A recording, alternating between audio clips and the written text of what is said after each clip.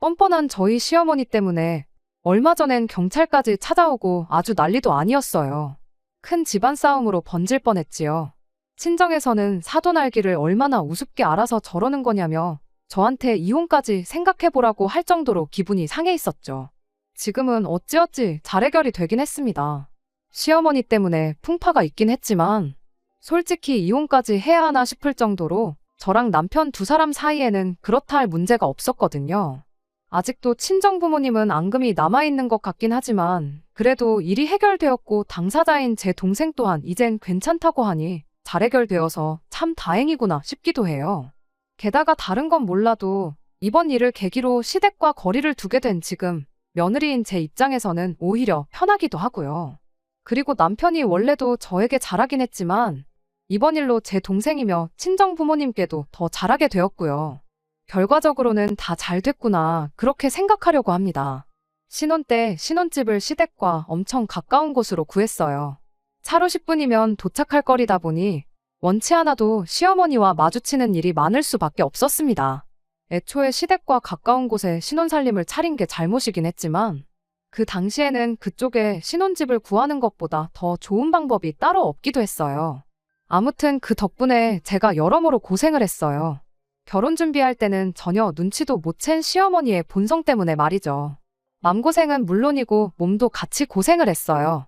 아무래도 거리가 가깝다 보니 시도 때도 없이 찾아오는 시어머니를 막을 방법이 따로 없었거든요. 신혼 때 시어머니가 혹시나 너네들 출근해서 집에 없을 때 무슨 일이라도 생기면 어쩌냐며 신혼집 비밀번호를 물어왔어요. 그땐 별다른 의심 없이 무슨 일이 벌어질지도 모른 채 비밀번호를 알려드렸죠. 그걸 시작으로 시어머니는 시도 때도 없이 신혼집에 들락날락 하셨어요. 저희들 출근해서 집에 없을 때도 자주 찾아왔습니다. 말로는 저희 맞벌이 하느라 바쁜데 밀린 집안일 좀 도와주겠다 하고 오신 거였는데 집안일을 도와준다기보단 며느리 꼬투리 잡을 거 뭐 있나 확인하러 찾아오셨던 거나 마찬가지였죠. 맘먹고 제 흠을 잡으려고 찾아오시는데 남편이 중간 역할을 잘해줬어도 역부족이었습니다. 뭐 하나 건덕지만 있으면 그 길로 저희 퇴근할 때까지 집에 눌러앉아서 퇴근해서 지친 저를 붙잡고 살림하는 법 알려준다며 이것저것 지적을 하고 잔소리만 잔뜩 늘어놓고 집에 돌아가곤 했었죠.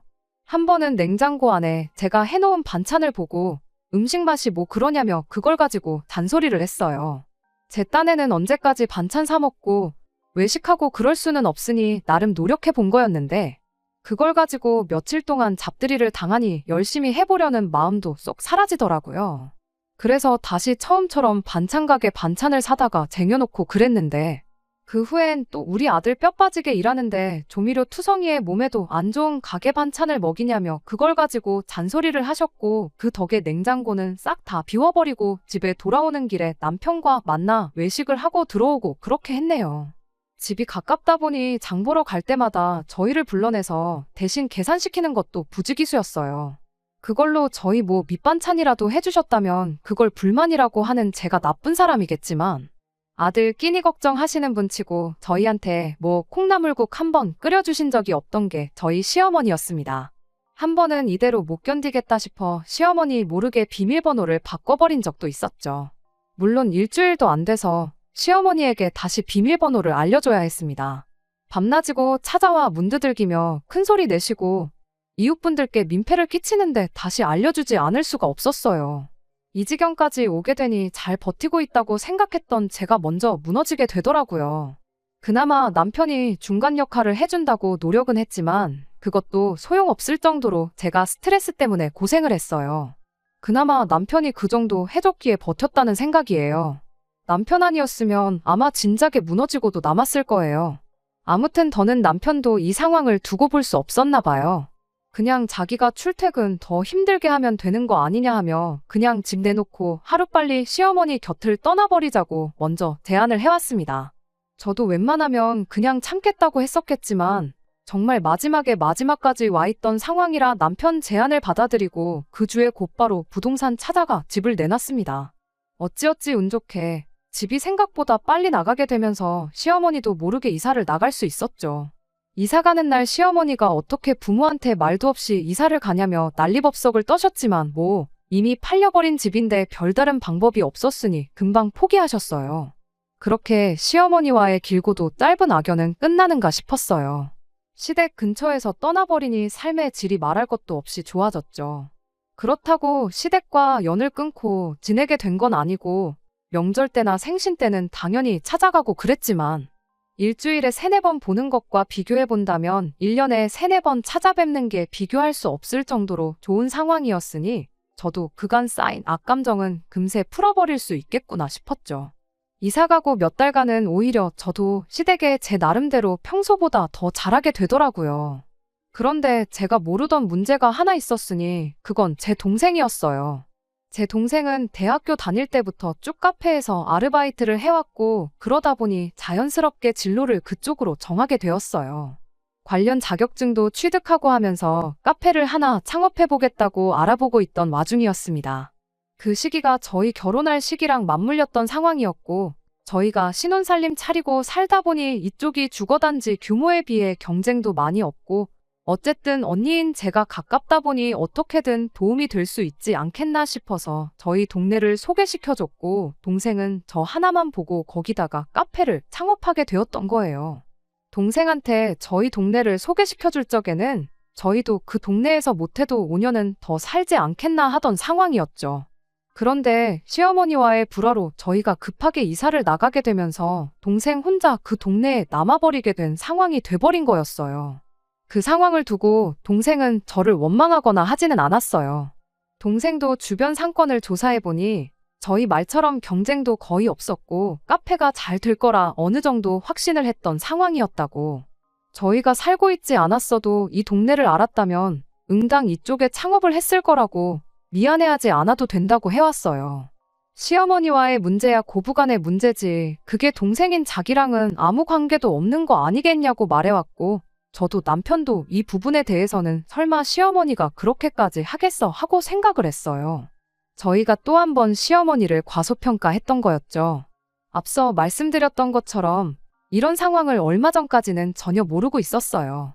동생은 장사가 엄청 잘 돼서 조만간 갑부가 될 것 같다는 식으로 이야기를 해왔기도 해서 시어머니랑은 아무런 문제가 없는 거구나 다행이다 하고 생각하고 있었죠. 그런데 사실은 그게 아니었던 거예요. 동생이 몇 달 동안 버티고 버티다 못해 얼마 전에 저한테 먼저 연락을 해왔어요. 문제는 뭐 말 안 해도 뻔하죠. 저희 시어머니 때문이었습니다. 동생이 가게 오픈하고 얼마 지나지 않아서 시어머니가 가게에 찾아왔었답니다. 커피 한 잔을 주문했는데 당연한 듯 계산을 안 하고 자리로 가서 앉아버렸다 하더라고요. 동생은 그래도 오픈 초반이고 커피 한 잔인데 뭐 괜찮겠지 하는 마음으로 그냥 음료수를 내줬다고 하더라고요. 문제는 그날 이후로 시어머니가 매일같이 찾아와 당연한 듯 공짜로 커피 한 잔씩 가져갔다고 하는 거예요. 동생도 점점 이게 무슨 상황인가 싶고 기분이 나쁘긴 했지만 괜히 자기 때문에 안 그래도 안 좋은 저와 시어머니 관계가 더 나빠질 수도 있겠다 싶기도 하고 괜히 자기 때문에 시어머니가 저를 또 못 살게 굴지는 않을지 그런 걱정이 돼서 아무 말 않고 있었다 해요. 그렇게 며칠간 시어머니라는 자리를 이용한 갑질 무전취식이 계속되었는데 얼마 뒤엔 시어머니가 동네 지인분들을 여럿 이끌고 카페에 또 찾아왔다고 합니다. 유명한 곳에서 직접 떼와서 팔던 케이크들부터 해서 한 사람 앞에 음료수 하나씩 주문도 엄청 많이 했었다고 하더라고요. 동생은 그동안 자기가 시어머니한테 공짜로 드린 게 있으니 매상 좀 올려주려고 손님들 데리고 오셨구나 싶어서 좋았대요. 그런데 막상 계산할 때 되니 시어머니가 가족끼리 돈을 받을 거냐며 배째라는 식으로 나왔답니다. 그때 찍힌 것만 10만 원 가까이 나왔는데 시어머니가 제 동생한테 이번에 자기 체면 한번 살려주면 이 사람들이 다 나중에 손님으로 돌아오는 거 아니겠냐는 식으로 말을 꺼냈대요. 여기서 돈을 받으면 동네 사람들 앞에서 당신 망신사를 주는 거라고 나오는데 동생은 그때 또 제 생각해서 한 번만 더 참자고 생각을 했고 대신에 다음번부터는 더 이상 공짜는 없다. 계산을 꼭 하셔야 한다. 몇 번이고 강조를 했다고 합니다. 시어머니는 사돈 처녀가 언니랑은 다르게 융통성이 있고 경우가 바르다며 좋아라 하셨고 동생 말에도 몇 번이고 알겠다고 동네 장사는 원래 이렇게 하는 거 아니겠냐며 벌써 단골이 10명이나 생긴 거나 마찬가지라고 너스레까지 떨었답니다. 여기까지만 들으면 아무런 문제가 없는 상황이었고 동생도 좋은 게 좋은 거라고 넘어가려고 했는데 진짜 문제는 그날 이후에 터져버리고 말았던 거예요. 시어머니가 중간에 무슨 말을 어떻게 해서 그렇게 된 건지는 모르겠지만 그날 시어머니가 데려온 동네 분들까지 그날부터 매일같이 가게에 찾아와 당연한 듯이 공짜로 달라고 요구하기 시작했다는 겁니다. 동생은 그때 한 번만 해드렸던 거라 단호하게 공짜로 해달라는 동네 사람들 뻔뻔한 요구를 거절했는데 그 동네 분들이 말이 다르지 않냐며 그 자리에 시어머니를 끌고 와서는 일을 더 크게 만들기 시작했다는 거예요. 시어머니는 동생한테 또 당신 체면 이야기를 하면서 이러면 자기가 중간에서 뭐가 되냐며 이 사람들이 앞으로 데려올 손님들을 생각해보라는 뻔뻔한 소리를 해왔고 동생도 이제 더 이상은 안 되겠다 싶어서 이제 공짜로 드리는 거 더는 못한다고 강하게 나갔다고 해요. 시어머니는 지인들과 입을 모아서 제 동생에게 동네 장사 어떻게 하는 건지 알려준다고 본때를 보여준다며 벼르고 돌아갔다고 합니다. 그리고 그날 이후로 고의적인 영업방해를 시작했다고 해요.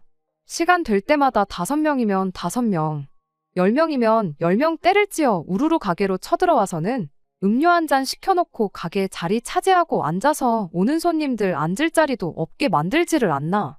동네에 동생 가게 위생 상태가 어떻다 저떻다며 있지도 않은 헛소문을 내지를 않나. 아주 진상짓도 그런 진상짓이 없었답니다. 동생이 카페에서 일한 경력만 아르바이트 포함해서 10년이 넘는데 그 정도 진상들은 봤던 적이 없다고 할 정도였어요. 결국 동생이 버티다 못해 항복을 하게 되었고 그 이후로부터 시어머니를 위시한 그 동네 분들이 틈날 때마다 와서 돈 한 푼 안 내고 가는 상황인데 하루에도 몇 번씩 오는 그 사람들 때문에 이제 더는 못 버티겠다고 저한테 연락을 해왔던 거예요. 그 말을 들으니 아주 피가 거꾸로 솟더라고요. 저한테 시집살이 그렇게 시켰던 걸로 모자라 이제는 저를 볼모로 잡고 제 가족한테까지 피해를 끼치고 있으니 솔직히 제 시어머니고 제 남편의 어머니라지만 저게 사람인가 싶더라고요.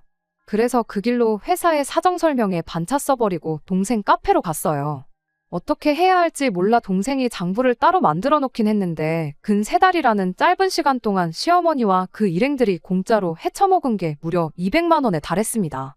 그 장부 들고 곧바로 시댁으로 찾아가 다 뒤집어 엎어놓으려고 했는데 시댁까지 갈 필요도 없었어요. 시어머니가 또 공짜 커피 얻어마시겠다고 그 동네 분들이랑 가게로 찾아오더라고요. 시어머니는 제 얼굴을 보고 조금 당황한 표정을 지으셨다가 이내 제가 와 있는 걸 보고 상황 파악이 된 건지 나중에 오자며 같이 온 일행들 데리고 카페를 나가려고 하길래 제가 문 앞으로 뛰어가서 못 나가게 막고 갈 땐 가더라도 그동안 내 동생한테 떼먹은 돈은 계산하고 가시라고 했습니다. 솔직히 그땐 너무 열이 받아 있었던지라 시어머니고 뭐고 눈에 보이는 것도 없었어요. 시어머니는 대번에 며느리가 시어머니도 몰라보고 뭐 하는 짓이냐며 언성을 높였습니다. 가게 밖으로 억지로 나가려는 시어머니랑 못 나가게 막으려는 저, 이렇게 해서 결국 몸싸움까지 일어나게 되었고요. 동생 업장에 피해가 갈 수도 있다는 건 그땐 생각도 못했어요. 아무튼 그렇게 가게 앞에서 고성이 오가고 난리통이 돼버리니 동네 사람들 너도나도 할 것 없이 모여들더니 싸움 구경을 하기 시작하더라고요. 사람들이 모여들기 시작하니 그때서야 저도 아차 싶었어요. 괜히 저까지 나서서 동생 가게에 피해 끼치는 게 아닌가 싶었기 때문이었죠. 누가 신고했는지 경찰까지 오더라고요. 그래도 경찰분들이 상황 정리를 잘해주신 덕분에 더 이상 고성이 오가거나 하지는 않았습니다. 상황 설명을 하면서 저희 시어머니가 제 동생 가게에서 상습적으로 무전 취식을 해와서 그 돈을 받아내기 위해 제가 왔다는 사실을 말했어요. 경찰분들이 어떻게 좋게 중재를 하려고 하더라고요. 누가 봐도 명백히 시어머니와 그 일행분들 잘못이었다 보니 시어머니한테 아무리 가족이라도 돈을 안 내고 드시면 어떡하냐 계산을 하시라 한마디 해주더라고요. 그 와중에 여태껏 안 내고 먹은 돈이 200만 원이라는 소리를 듣고는 경찰분들도 헉하고 깜짝 놀라시더라고요. 아무튼 혼자 그렇게 드신 것도 아니고 여기 있는 분들이 다 돈 안 내고 드셨다 하니 조금씩 모으면 200만 원도 그렇게 큰 돈 아니겠냐. 장사하는 가게가 여기만 있는 것도 아니고 괜히 영업방해로 신고까지 당하면 일만 더 커진다. 그렇게 시어머니를 설득하기 시작했어요. 하지만 저희 시어머니 경찰분들 말에는 눈 하나 깜짝 않고 가족끼리 돈을 받는 게 말이나 되냐. 그리고 그깟 커피 몇 잔 마신 게 어떻게 200만 원이나 되고 그걸 어떻게 믿냐 고래고래 소리를 질러댔어요. 그러더니 이제 보니 시엠이 돈을 어떻게든지 친정에 빼돌리려고 제가 개수작을 부리고 있는 거라며 그렇게 가족들한테 돈 퍼주고 싶으면 네 돈으로 내줘라 하면서 그 책임을 저한테 떠넘기더라고요. 뻔뻔하게 나오는 시어머니 앞에 저도 결국 초강수를 둘 수밖에 없었습니다. 그러면 법대로 하면 되겠다고 시어머니를 고소하겠다고 했어요. 제가 법을 잘 아는 건 아니지만 언젠가 무전취식범은 고소가 가능하다는 뉴스를 봤던 것 같아서 꺼낸 말이었죠. 시어머니는 거기다 대고 친족 상도례라고 들어는 봤냐며 며느리인 제가 시어머니를 어떻게 고소할 거냐고 배째라 나오시더군요. 제가 어머님이 제 가게에서 무전취식한 것도 아니고 내 동생 가게에서 무전취식을 한 건데 왜 내가 고소를 한다고 생각하시느냐 한마디 했죠. 고소는 내 동생이 하면 되는 거 아니겠냐 하니 경찰분들이 좋게 좋게 넘어가자고 할 때도 목소리만 더 커지던 시어머니 목소리가 줄어들더라고요. 결국엔 법이 무섭긴 무서웠는지 시어머니가 꼬리를 내리기 시작했는데 마지막엔 또 동네 장사 이야기를 꺼내더군요. 동네 사람들 다 들으라는 식으로 아주 며느리가 시댁 알기를 우습게 알고 시어머니를 무시하는 꼴 좀 보라고 고래고래 소리를 치면서 제 동생 가게 이름을 외치더라고요. 돈에 미쳐서 시어른도 몰라보는 싸가지 없는 가게는 가지도 말고 팔아주지도 말라면서 당신 이름 석자를 걸고 제 동생 가게를 망하게 만들 거라는 소리를 서슴지 않고 하셨어요. 저도 뭐 1년 가까이 살긴 했지만 이사를 나갔으니 동네 사람하고는 거리가 멀었고 동생은 가게만 여기에 있다 뿐이지 또 한 동네 사람은 아니다 보니 동네 터줏대감인 시어머니와 그 일행들이 싸움 구경한다고 몰려있던 사람들한테 꺼낸 발언이 솔직히 무섭게 들리긴 했습니다. 그런데 저희 그런 예상과는 전혀 다른 일이 일어났어요. 싸움 구경을 하던 동네 주민분들이 시어머니한테 이게 뭐 하는 짓이냐며 빨리 떼먹은 돈이나 입금해주고 잘못했다 사과하라는 식으로 야유를 보내기 시작한 거였어요. 사람 그렇게 안 봤는데 가족들끼리 커피 한 잔을 더 팔아줘도 모자랄 상황에 어디 자식 같은 어린애들 돈을 떼먹는 게 말이나 되냐며 하나같이 입을 모아 시어머니와 그 일행들 욕을 하기 시작했는데 아직 정의는 살아있구나 싶었네요. 동네 사람들의 다 시어머니 아는 분들이 많으니 당연히 그쪽 편을 들 거라 생각했는데 예상외로 저희 편을 들어줬으니 말이에요. 결국 구경하던 사람들까지 저희 편을 들어주면서 시어머니는 어떻게 이 싸움을 더 유리하게 이끌어 나갈 상황이 보이질 않았는지 고소한다는 말에도 큰 소리 치던 분이 결국 그동안 공짜로 뜯어먹은 돈을 그 자리에서 전부 계산하셨어요. 계산하면서도 시어머니 표정이 어디 한번 두고 보자는 억울한 표정을 하고 있었네요. 동생은 정신적인 소모가 너무 컸는지 한동안 가게를 못 열겠다며 친정에서 며칠 쉬다 온다고 들어갔고 결국 그것 때문에 친정에서도 이 상황을 다 알게 된 거예요. 남편한테 시어머니랑 한판 하고 온 이야기를 했는데 남편이 그 길로 친정으로 달려가서 대신 무릎 꿇고 죄송하다 사과하고 난리도 아니었네요. 동생 가게에 그 어떤 피해라도 생긴다면 자기가 다 책임지겠다고 하는데 친정 부모님은 자네가 한 것도 아닌데 왜 자네가 책임을 진다고 하냐며 시댁을 향한 불편한 감정을 숨기지 않으셨어요. 이때 정말 이혼 이야기까지 나오고 난리도 아니었는데 얼마 안 있어서 시아버지가 저희 친정까지 찾아왔습니다. 이거 싸움이 더 커지는 건가? 솔직히 엄청 걱정했는데 시아버지도 오셔서는 친정 부모님께 정말 패기쳐서 죄송하다고 사과를 해오셨어요. 그날 싸움 구경하던 사람들 중에 시아버지 아는 분도 몇 계셨나 봐요. 시아버지는 여태 이 상황을 모르고 계셨던 것이었고 심지어 저랑 남편이 계획보다 일찍 집을 팔아버리고 이사를 가게 된 상황 또한 시어머니 때문이었다는 걸 그날 처음 알게 되신 거죠. 그래서 저희 친정까지 찾아와서 진심 어린 사과를 하셨던 거고요. 시어머니처럼 막무가내로 나오면 어쩌나 싶었는데 집안일에 크게 관심이 없었을 뿐이지 아버님은 다행히도 염치가 뭔지 알고 계시는 분이셔서 다행이었네요. 덕분에 친정부모님도 어느 정도 화가 풀리셨고 일이 잘 해결됐어요. 시아버지께서 만약에 이번 일로 가게에 피해가 가서 동네에서 장사를 못할 정도의 상황이 온다면 새로 가게 구하는 데 들어가는 비용 일체를 전부 대겠다. 그리고 시어머니며 그 지인들이며 절대 동생 가게 근처에 얼씬도 못하게 하겠다. 그런 약속을 하시고 시댁으로 돌아가셨습니다. 동생은 그래도 처음 창업한 가게고 인테리어 전반적인 것부터 자기 손이 안 들어간 게 없는데 더 장사를 해보고 싶다고 말했어요. 동생도 상황이 이렇게 돼버린 건 어쩔 수 없지만 어쨌든 떼인 돈도 다 받았고 문제될 게 없다고 저희 시어머니를 용서했고 말이죠. 지금 동생네 카페는 장사가 엄청 잘 돼요. 오히려 그때 그 싸움이 전화위복이 되었다고 해야 할까요? 동네 분들도 오셔서는 이 동네 사람들이 외지인 배척하고 그러는 사람들 절대 아니라고 하면서 대신 사과하러 오시는 분들도 있고 그러면서 자연스럽게 동생이 만든 커피 좋아하는 단골들이 생겨나고 그러면서 내년쯤에는 가게도 확장할 계획을 세우고 있다네요. 일이 잘 해결됐다고 해서 이미 엎어진 시어머니와의 관계는 다시 돌릴 수 없다고 생각합니다.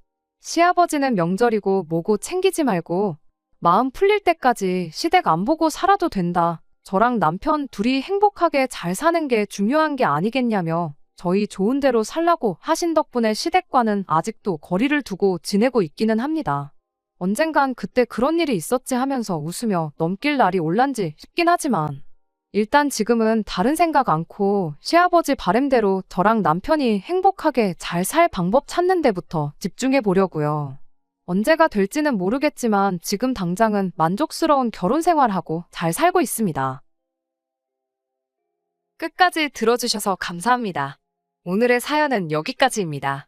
구독과 좋아요, 알람 설정 부탁드리고 더 좋은 사연으로 다시 찾아뵙겠습니다. 감사합니다.